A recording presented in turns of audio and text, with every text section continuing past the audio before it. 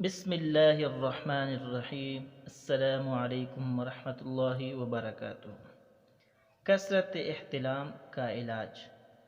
محترم و مکرم ناظرین، انشاءاللہ آج میں آپ کو یہ بتانے والا ہوں کہ اگر آپ کو کثرت احتلام ہوتا ہے تو اس کا علاج میں آج بتانے والا ہوں کہ اگر یہ عمل آپ کریں تو انشاءاللہ آپ کو کثرت احتلام کا مرض نہیں ہوگا۔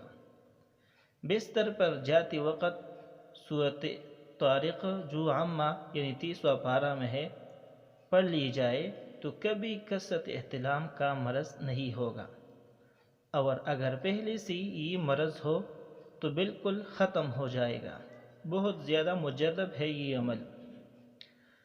دوسرا علاج یہ ہے کہ کثرت احتلام کا مریض سوتے وقت اپنے سینے پر شہادت کی انگلی سے عمر لکھ کے، اور رات کو جب بھی آنکھ کھلے اسی طرح عمر لکھ کے، انشاءاللہ ہرگز احتلام نہیں ہوگا۔